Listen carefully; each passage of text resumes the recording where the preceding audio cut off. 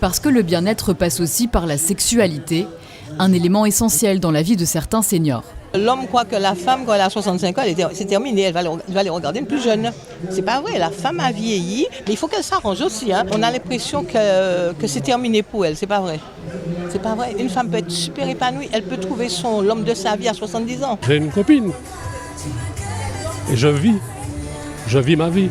Une femme, dans le mois, elle peut avoir des sensations 2-3 fois par mois. Il ne faut pas non plus être trop sectaire. Hein. Non, ça arrive, mais ça diminue. Le sexe. Si certains abordent la question sans complexe, pour d'autres en revanche, et souvent par peur du qu'en dira-t-on, le sujet est plus délicat à aborder.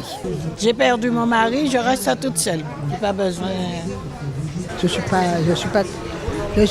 sais pas poussée par ça. C'est-à-dire des caresses, des machins, ça peut être là, un baiser, avec un sourire, avec un truc. Non, ça arrive. Vice versa. Mais ça coucher non. Et les jeunes, qu'en disent-ils ? Ces lycéennes en esthétique sont venues procurer des soins aux seniors aujourd'hui. Lorsque l'on évoque avec elles la sexualité de leurs grands-parents, la question met quelque peu mal à l'aise. Moi, ça me choque en fait. Même y penser, si ma grand-mère faisait toujours ça, j'aurais pas. Pour moi, j'aurais pas.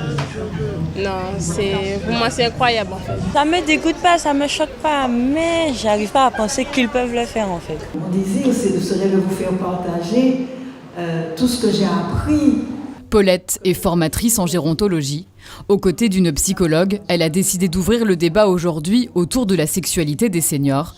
Une manière, selon elle, de vaincre les idées reçues. Le but déjà au niveau des grandes personnes, c'est de leur permettre de leur dire qu'ils ont le droit, que ce n'est pas parce qu'ils ont l'expression d'une sexualité qu'ils sont vicieux, ou bien pour les femmes, c'est grand femme chaud. Enlever ce genre de qualificatif, leur dire déjà qu'ils ont le droit. Et la deuxième chose, leur dire qu'une sexualité épanouie fait partie de la qualité de la vie. Des tabous très présents chez nous. Parce que les gens qui écrivent n'écrivent pas beaucoup sur cet aspect et édulcorent un peu la relation affective. On dit rarement la relation sexuelle des aînés. Je crois que ce qui va changer la représentation, c'est par les retraités eux-mêmes. Le sexe chez les plus de 60 ans n'est donc pas rare. En France, 90% des seniors en couple déclarent avoir eu des relations sexuelles au cours des 12 derniers mois.